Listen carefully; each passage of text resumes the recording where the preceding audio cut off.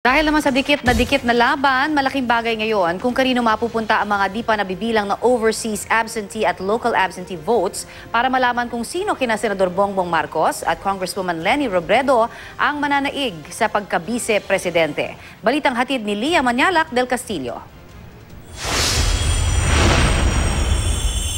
Bago mag-alas 10 ng May 9, araw ng eleksyon, halos 1 milyon ang lamang ni Senador Bongbong Marcos sa mahigpit na kalaban sa pagka-vice-presidente na si Congresswoman Leni Robredo. Sa 8:30 p.m. partial and unofficial results mula sa transparency server ng COMELEC at election returns na natatanggap ng PPCRV, nasa 10.2 million ang boto ni Marcos habang nasa 9.3 million kay Leni. Pero bago mag-alas 10 ng gabi, nagsimula nang pumasok ang mga boto mula Visayas. Mula 6.1 million sa 8:30 p.m. count, naging 6.8 million si Rojas. Mas mataas ng halos 40,000 kay Senadora Grace Poe na nalaglag sa ikatlong pwesto bandang alas 10. Kasabay nito, bumaba sa 400,000 na lang bigla ang lamang ni Marcos kay Robredo. Sa 11:20 p.m. tally sa PPCRV, mula sa 79% ng ERs, 11.8 million votes si Marcos, habang 11.4 million naman kay Robredo.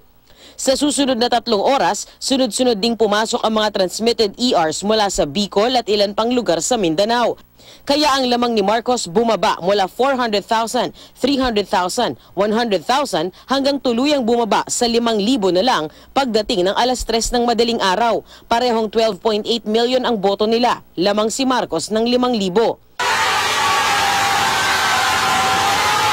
Bandang 3:20 a.m., lumamang na si Robredo. Nagsimula sa 500 hanggang naging 9,000, 20,000 at mahigit 80,000 na pagsapit ng umaga.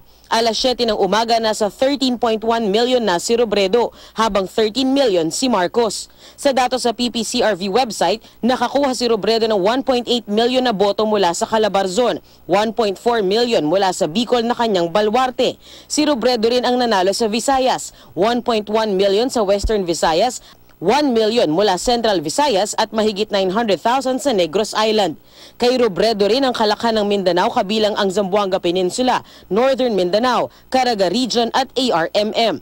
Sa NCR naman, nakuha ni Marcos ang 2.1 million sa mga boto niya, 2 million mula Central Luzon, 1.6 million mula Ilocos na kanyang baluarte at mahigit 900,000 mula Cagayan Valley.